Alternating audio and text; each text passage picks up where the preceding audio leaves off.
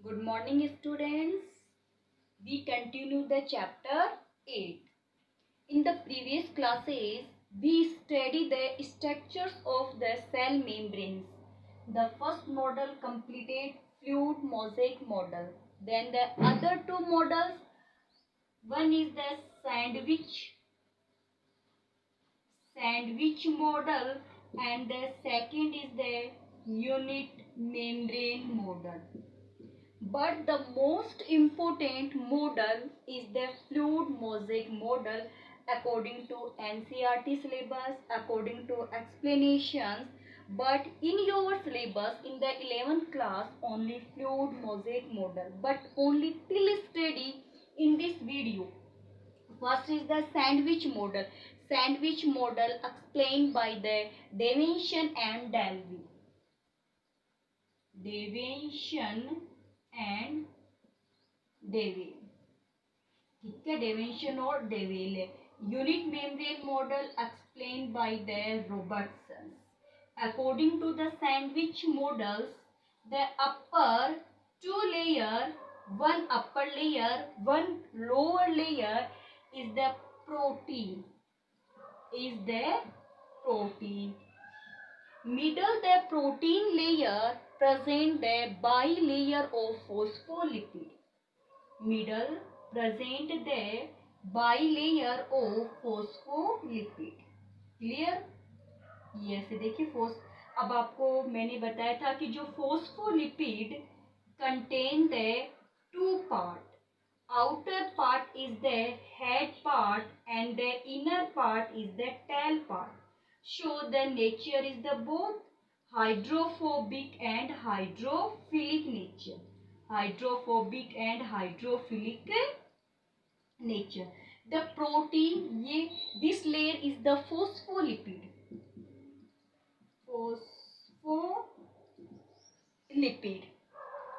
Protein thickness 20 angstrom. The lower thickness 20 angstrom. The phospholipid thickness 35 angstrom. So total thickness 75 angstrom. अब according to the sandwich model, according to the unit membrane model, according to the fluid mosaic model, the thickness of a cell membrane 75 angstroms. Now clear? अब देखिए, जैसे मैं आपको explain करके बताती हूँ. जैसे देखिए, सैंडविच, अपन घर में सैंडविच बनाते हैं ना, तो सैंडविच के अंदर अपन क्या करते हैं, ऊपर ब्रेड नीचे ब्रेड लगा देते हैं, बीच में क्या लगाते हैं, बटर लगाते हैं ना. जैसे मान ली बीच में क्या हो गया, बटर लगा दिया, तो सेम ऐसे प्रोटीन लेयर और बीच में क्या लगा दिया, बटर बना दिया, तो वो मॉडल कौन सा हो गया, सैंडविच मॉडल हो गया. और सैंडविच जो मॉडल है डेवेंशन डैनविल का है. ठीक है, क्लियर है. ज्यादा आपको डिटेल नहीं देखनी इसके अंदर, क्योंकि सिलेबस में है नहीं. और अगर कंपटीशन में भी क्वेश्चन भी आता है ना, तो बस यही से आ जाता है कि सैंडविच मॉडल्स किसका दिया हुआ है, इस मॉडल्स के अकॉर्डिंग प्रोटीन कहाँ प्रेजेंट है. तो प्रोटीन कहाँ प्रेजेंट है, अपर लेयर और लोअर लेयर में प्रेजेंट होते हैं. नेक्स्ट कौन सा है, रॉबर्टसन का है यूनिट मेम्ब्रेन मॉडल. तो ज्यादा एक्सप्लेनेशन नहीं हुआ इस मॉडल का. और आगे जाकर के ये जो मॉडल है वो फेल्ड हो गया था, क्योंकि देखिए ये मॉडल क्या बता रहा है, ये कह रहा है कि upper layer is the protein, ठीक है, lower layer is the phospholipid.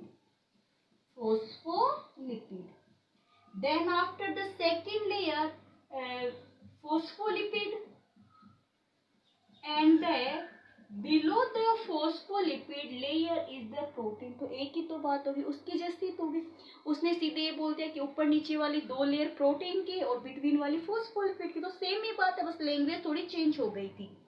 चलिए, तो ये अपने मॉडल कंप्लीट हो गए. बट एनसीईआरटी सिलेबस की जो बुक है उसमें फ्लूइड मोज़ेक मॉडल ही दे रखा है आपके. चलिए, अब अपन बात करते हैं functions of cell membrane. Function of cell membrane.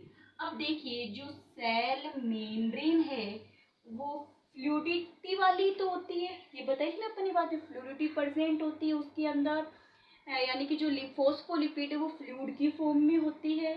जो प्रोटीन्स होते हैं वो some proteins are present the periphery और some proteins are present the middle. इतनी बात क्लियर हो चुकी थी ना हमारी पीछे के जो वीडियो किया था अपने स्टडी उसके अंदर। अब यहाँ अपन क्या कर रहे हैं, देखिए इसके फंक्शंस की बात करते हैं। तो देखिए फर्स्ट फंक्शंस अपन ये बताते हैं कि एक तो मैं आपको ये बता दूं कि जो सेल मेम्ब्रेन है ना, ये to control the entry and exit of the substance। तो जैसे ये देखिए सेल मेम्ब्रेन है और ये क्या है, साइटोप्लाज्म है ना। और फिर मिडल में क्या होते हैं, न्यूक्लियस होता है ना न्यूक्लियस। और जो न्यूक्लियस है, जो साइटोप्लाज्म है उसमें डिफरेंट टाइप के ऑर्गेनल्स प्रेजेंट है। क्या प्रेजेंट है, ऑर्गेनल्स प्रेजेंट होते हैं। तो देखिए साइटोप्लाज्म प्लस न्यूक्लियस। अब साइटोप्लाज्म में तो ऑर्गेनल्स तो अपने आप ही आ गए, तो साइटोप्लाज्म और nucleus is known as the protoplasm. ये आप ध्यान में रखोगे, protoplasm. Protoplasm word coined by the Purkinje. Competition में मान लीजिए कॉमन क्वेश्चन पूछा जाता है कि प्रोटोप्लाज्म वर्ड किसका दिया हुआ है, पुरकिंजे का दिया हुआ है। अगर कुछ एक्सप्लेन करना है तो अपन बाद में कर लेंगे, अभी फिलहाल बस ये नाम आ गया तो मैंने आपको बता दिया कि जब ये प्रोटोप्लाज्म नाम आ जाए तो आप क्या बताओगे। चलिए अब इसमें देखिए ये सेल मेम्ब्रेन होगी ना। अब ये सेल मेम्ब्रेन क्या करती है, कुछ सब्सटेंस को तो एंटर होने देती है, कुछ सब्सटेंस को एंटर नहीं होने देती है। तो यानी जो सब्सटेंस है वो one cells to another cells उन पे क्या करती है, कंट्रोल करने का काम करती है। तो it control the entry and exit of the substance, so it is known as the selective permeable membrane या semi selective permeable membrane. Semi selective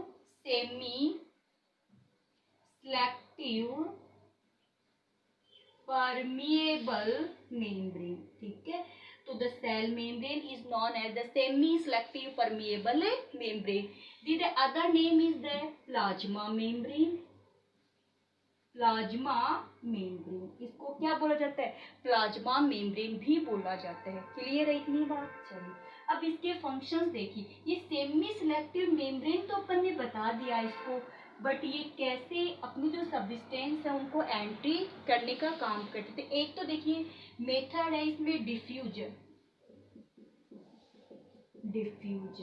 diffusion method, सब substance move from high concentration to lower concentration,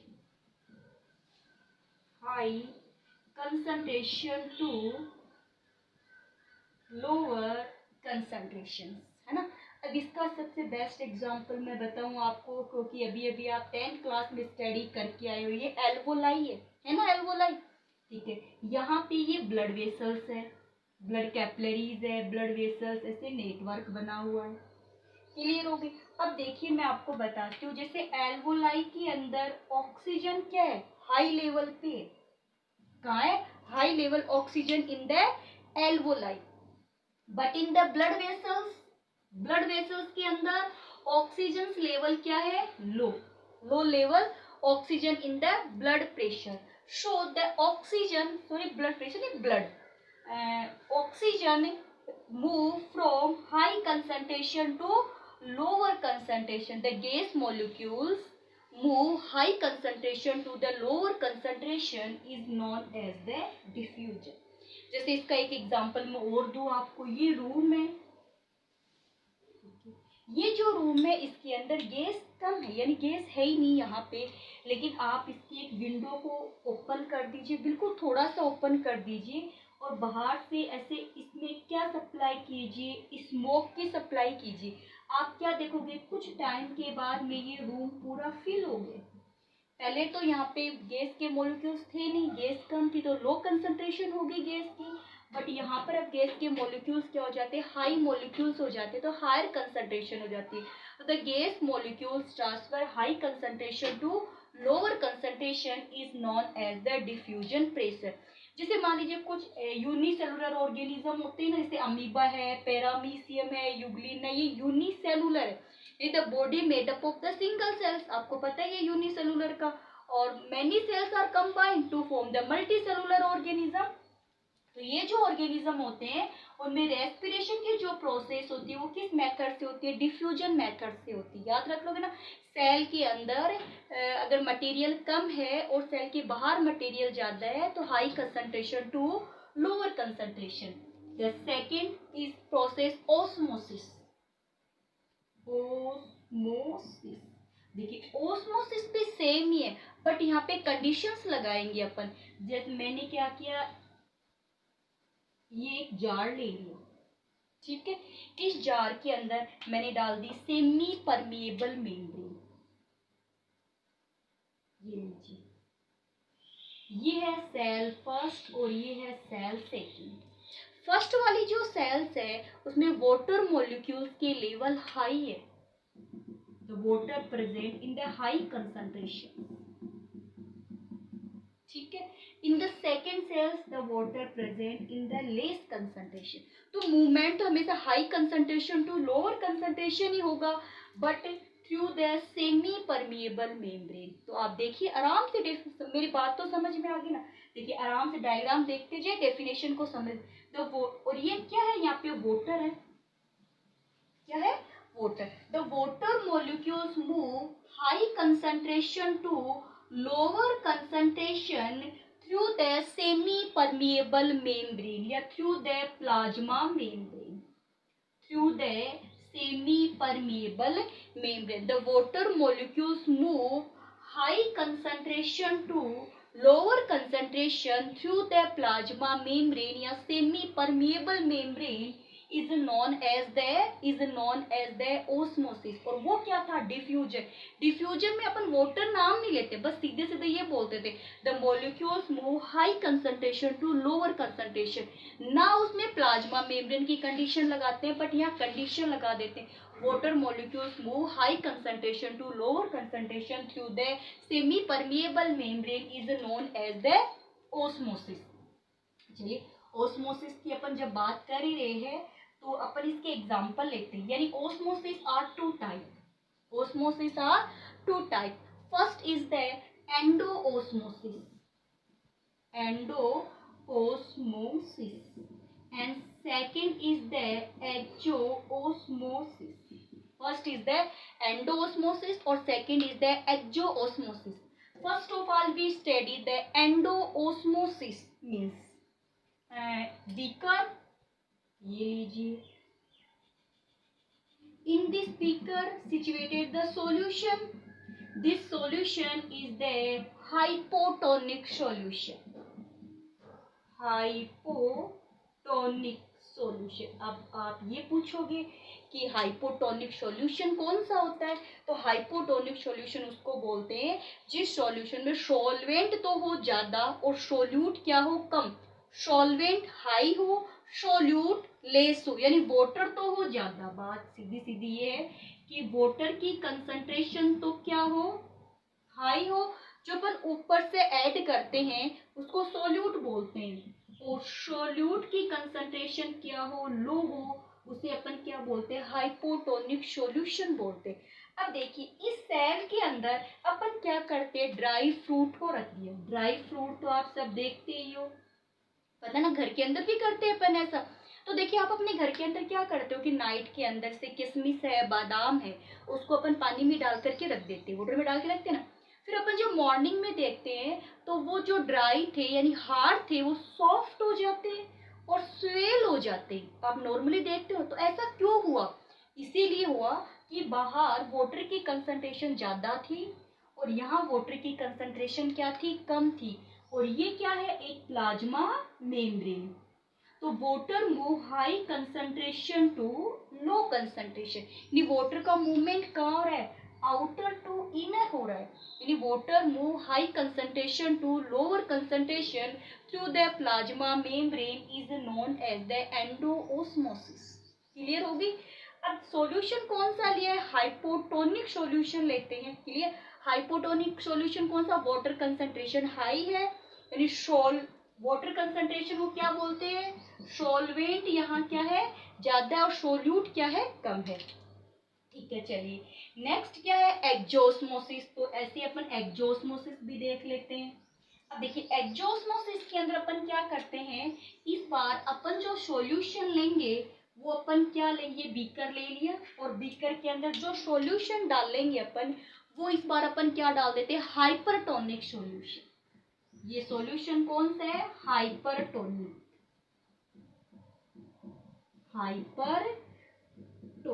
hypertonic solution किसको बोलते हैं?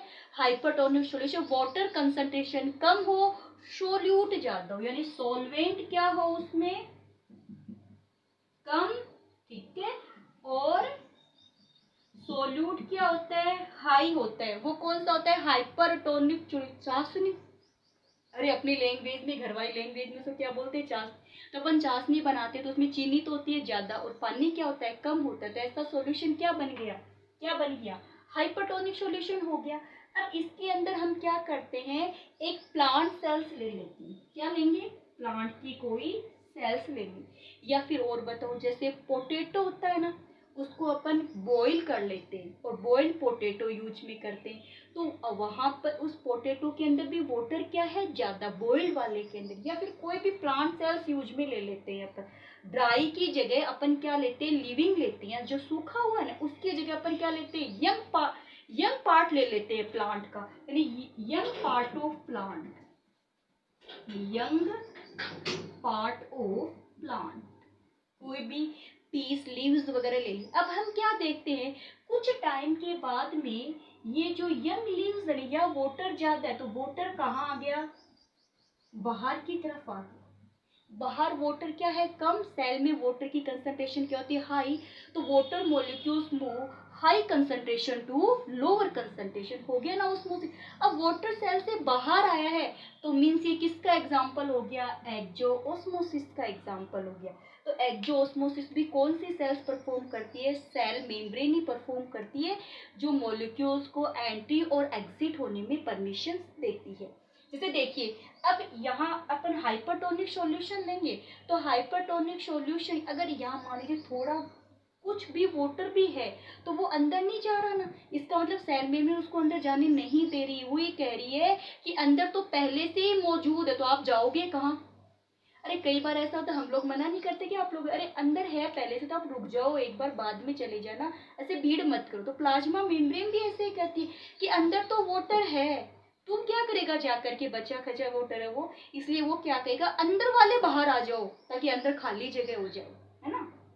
चलिए, osmosis हो गया। अब अपन बात करते हैं, एक होता है ये फंक्शन परफॉर्म करती है ट्रांसपोर्ट का। ट्रांसपोर्ट, तो मॉलिक्यूल्स का जो ट्रांसपोर्ट होगा, यानी high concentration to lower concentration, lower concentration to high concentration. तो मॉलिक्यूल का ट्रांसपोर्ट टू टाइप से होता है। एक तो होता है पैसिव ट्रांसपोर्ट और सेकंड क्या होता है? Active transport. First is the passive transport, second is the active transport. Passive transport किसको बोलते हैं? देखिए, पैसिव ट्रांसपोर्ट का मैं आपको एग्जांपल दूं, the molecules move without energy, यानी इसमें एटीपी की रिक्वायरमेंट नहीं होती। एटीपी इज नॉट रिक्वायर्ड, यानी energy is not required for the transport of the substance. जैसे अपन मैं एग्जांपल दूं आपका कि हमारे घर के अंदर जो पानी की टंकी है वो छत पे रखी हुई है, ठीक है, रखी हुई ना छत पे।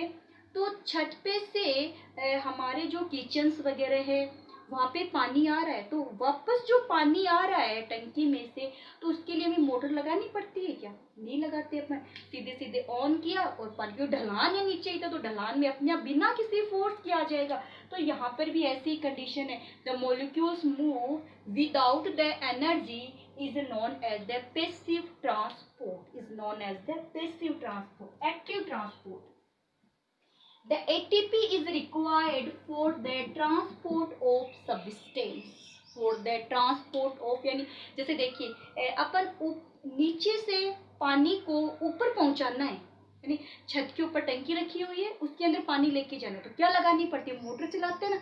घर वाले बोलते हैं पानी की टंकी भरनी है, मोटर चला के आ जाओ। क्यों चलाई है वो मोटर, ताकि वाटर में प्रेशर लगे और प्रेशर से वाटर कहाँ जाए, ऊपर की तरफ जाए, तो उसको अपन एनर्जी देते हैं। तो ऐसे ही यहाँ क्या होगा, the molecules move low concentration to high concentration to require the energy, this transport is known as the ATP. अब इस ट्रांसपोर्ट के अंदर कुछ कैरियर प्रोटीन काम में करते हैं। जैसे देखिए ये प्लाज्मा मेम्ब्रेन की अपन ने डिस्क बनाई थी, ये प्लाज्मा मेम्ब्रेन है ऐसे। इस प्लाज्मा मेम्ब्रेन से मॉलिक्यूल्स को अंदर लेके जाने का काम कुछ कैरियर प्रोटीन करेंगे, है ना। एटीपी करेंगे, कुछ कैरियर प्रोटीन्स करेंगे, जिसमें अपन सोडियम पोटेशियम पंप बोलते हैं। सोडियम पोटेशियम पंप, कौन सा पंप, सोडियम पोटेशियम पंप। ये वो मॉलिक्यूल्स है, वो पार्टिकल्स आयंस है जो किसी भी सब्सटेंस को अपने साथ में जोड़ेंगे। अब क्यों जोड़ेंगे, इसकी क्या जरूरत पड़ी, कि क्या पड़ी ये भी मैं आपको बता देती हूँ। अपन ने कल ही स्टडी की थी, प्लाज्मा मेम्ब्रेन से रिलेटेड स्ट्रक्चर देखी थी। तो इस स्ट्रक्चर में अपन ने क्या बताया था कि ये जैसे बाइलेयर के फॉर्म में क्या प्रेजेंट होती है, बाइलेयर के फॉर्म में क्या प्रेजेंट है, फॉस्फोलिपिड प्रेजेंट है। तो फॉस्फोलिपिड का एक तो हेड पार्ट और एक टेल, तो टेल पार्ट कहाँ होता है, इनर साइड में नहीं होता क्या बेटा, ठीक है। ये सेल मेम्ब्रेन हो गई, ऐसे इधर भी सेल मेम्ब्रेन है और बीच में क्या है, साइटोप्लाज्म। चारों तरफ क्या है, ये वाली स्ट्रक्चर चारों तरफ ही रहेगी, फिर आपको पता ही है चारों तरफ किसकी कवरिंग होती है, सेल मेम्ब्रेन की कवरिंग होती है। ऐसे चारों तरफ क्या बनी हुई है बेटा, सेल मेम्ब्रेन बनी हुई है ऐसे। तो सेल मेम्ब्रेन है देखिए ऐसे। तो ये सेल मेम्ब्रेन, ये सब जो टेल पार्ट है ये कहाँ है, इनर साइड में ना, देखिए। अब टेल पार्ट इसका कैसा होता है आपको पता है, कैसा इसका टेल पार्ट, इनर साइड में देखिए टेल पार्ट, और यहाँ पे क्या है, साइटोप्लाज्म, है ना। तो साइटोप्लाज्म में एंटर करना, एग्जिट करना, ये सब काम। अब ये तो टेल तो नॉन पोलर है भाई, कुछ पोलर पार्टिकल, सोल्यूबल पार्टिकल्स कोई अपने अंदर से जाने ही नहीं देगी, नहीं जाने देगी ना, क्योंकि इसका हेड पार्ट तो चलो सोल्यूबल हो गया, तो हेड पार्ट से तो वो मॉलिक्यूल्स हेड पार्ट तक तो आ जाएंगे, बट टेल इसको लेगी नहीं, ठीक है। और अब कैसे जाए, अंदर तो जाना जरूरी है साइटोप्लाज्म तक, तो इसीलिए वहां पे कोई ना कोई कैरियर काम करते हैं, इनको लेके जाने का काम करेगा, तो उनको अपन क्या बोलते हैं, कैरियर प्रोटीन बोलते हैं। ऐसा कब होता है, सोडियम पोटेशियम पंप कब होगा, जब सोडियम पोटेशियम पंप के थ्रू जो सोडियम साइन होते हैं, जैसे आपको मैं बताऊं, अभी ज़्यादा डिटेल तो दूंगी नहीं क्योंकि अपने ही सिलेबस में है आगे ये वाला जो प्रोसेस है। जब अपन जूलॉजी का पोर्शन, जूलॉजी स्टार्ट करिए तो वहाँ पे जब अपन 21 23 वो वाले चैप्टर करेंगे तो वहाँ दे रखा है पूरा अच्छे से। तो देखिए सेल मेम्ब्रेन के बाहर पॉजिटिव चार्ज होता है, यहाँ नेगेटिव चार्ज होता है। इसका मतलब यहाँ तो सोडियम आयन ज़्यादा है, अंदर कैल्शियम साइंस तो ज्यादा है, बट पोटेशियम आयन कम होते हैं।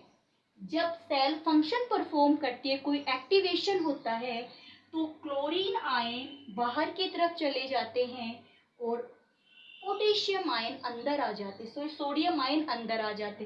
अब कंट्रोल करने का काम कौन करता है, पोटेशियम करता है। तो इनको लाने ले जाने के लिए किसी कैरियर की जरूरत होगी, को सोडियम पोटेशियम पंप बोलते हैं। इसकी स्टडी अपन नेक्स्ट करेंगे। आप तो इतना ही ध्यान में रखिए एक बार कि सेल मेम्ब्रेन के बाहर की तरफ पॉजिटिव चार्ज, अंदर की तरफ क्या होता है, नेगेटिव चार्ज होता है। जब कोई फंक्शन परफॉर्म किया जाता है, ये रेस्ट कंडीशन में होता है, जब सेल कोई फंक्शन परफॉर्म करती है तो बाहर की तरफ नेगेटिव चार्ज हो जाता है, अंदर की तरफ पॉजिटिव चार्ज हो जाता है। तो इनको लाने ले जाने का काम कोई ना कोई कैरियर करता है। क्लियर हो गई, चलिए फिर उसके बाद में अपन एक फंक्शन इसका देखते हैं। अब सेल मेम्ब्रेन क्या करती है, जो सबस्टेंस होते हैं उनको एंटर करती है, यानी अंदर जाते। अब सबस्टेंस जो एंटर जाएंगे, यानी सेल उनको अंदर की तरफ ले रही है, intake the substance and outtake the substance. तो सो इनटेक द सब्सटेंस की बात करते हैं, एंडोसाइटोसिस। क्या लेंगे अपन? Endocytosis. Entry the substance in the cell is known as the endocytosis. Endocytosis में एक बार मैं डायग्राम से समझाऊंगी आपको पूरा। ये सेल मेम्ब्रेन हो गई और ये मैंने कोई भी सब्सटेंस ले लिया, ठीक है। ये अपनी क्या है? प्लाज्मा मेम्ब्रेन या सेल मेम्ब्रेन बोल सकते हो, ये साइटोप्लाज्म। फटाफट देख लीजिए वरना वीडियो लंबा हो जाता है। अब देखिए ये है लिक्विड फॉर्म में। किस फॉर्म में है? लिक्विड फॉर्म में। अपन लिक्विड भी तो लेते हैं, सेल के अंदर लिक्विड भी जाएंगे। तो फर्स्ट ऑफ ऑल क्या होगा, ये जो लिक्विड वाला पार्ट है ना, इस सेल मेम्ब्रेन पे ऐसे प्रेशर डालेगा। देखिए सेल मेम्ब्रेन पे प्रेशर डालते ही ये लिक्विड पार्ट आ गया अंदर की तरफ, ठीक है। फिर आपको पता है, ये बता दूं कि जो सेल मेम्ब्रेन जो होती है ना, उसके अंदर कैपेसिटी होती है रीजनरेशन की, जो जहां से टूटी है ना वहां से वापस बन जाती है। तो ये सब्सटेंस लीजिए अंदर आ गई, लिक्विड सब्सटेंस। तो देखिए लिक्विड सब्सटेंस को अगर एंटर कर रही है उसको पिनोसाइटोसिस बोलते हैं। Pinocytosis, intake the liquid substance. Liquid part को पीते, खाते नहीं है ना, पीते ना, तो पिनोसाइटोसिस हो गया। आगे बात में ये जो फॉर्म बनी इसको पिनोसोम बोलते हैं। पिनोसोम। एंडोसाइटोसिस में if the intake liquid particles is known as the pinocytosis.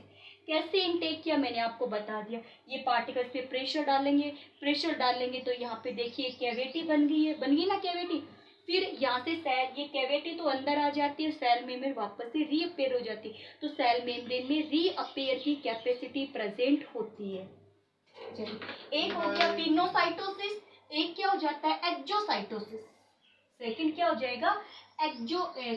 Pinocytosis. और एक बाद में बताऊंगी, पहले फेगोसाइटोसिस बता देती हूँ। फेगोसाइटोसिस। अब फेगोसाइटोसिस में क्या होता है? सेम प्रोसेस रहेगी, बस कौन से पार्टिकल्स को इंजेक्ट किया जाएगा? सॉलिड पार्टिकल्स को इंजेक्ट किया जाएगा, जिसको फेगोसोम बोल देंगे अपन। फेगोसोम। सेम वही प्रोसेस है बेटा, जल्दी से देखिए। जैसे सॉलिड पार्टिकल्स है, ठीक है। कौन सा पार्टिकल्स हो गया? Solid particles. ये साइटोप्लाज्म हो गया, ये प्लाज्मा मेम्ब्रेन हो जाती है। अब ये पार्टिकल इस पे क्या डालेगा? प्रेशर डालेगा तो ये लीजिए ये फ्यूरो बन गई। इसमें कौन आ गया? सॉलिड पार्टिकल्स आ गया। फिर ये सॉलिड पार्टिकल्स यहाँ से क्या हो जाएगा? हट जाएगा और ये सेल मेम्ब्रेन वापस से क्या हो जाएगी? रिपेयर हो जाती है। इसको क्या बोलते हैं? फेगो। अंदर वाले पार्ट को क्या बोलते हैं? फेगोसोम। तो एक तो क्या हो गया? एंडोसाइटोसिस। तो enter of the substance in the cell membrane. एक क्या होता है? कौन सा होगा? एक exocytosis. exit the substance from the cell membrane, यानी सेल मेम्ब्रेन से सब्सटेंस को रिमूव करना। ये हो गए हमारे फंक्शंस किसके? सेल मेम्ब्रेन के। क्या क्या फंक्शंस थे? डिफ्यूजन मेथड, ओस्मोसिस, ट्रांसपोर्टेशन करना और साइटोसिस यानी एंडोसाइटोसिस और एक्जोसाइटोसिस। क्लियर? अब आज का जो आपका क्वेश्चन है वो आप नोट कर लीजिए कि what means of the pinocytosis and the phagocytosis? What means of the pinocytosis and the phagocytosis? इसका आंसर आपको सेंड करना है with the name. Okay, thank you.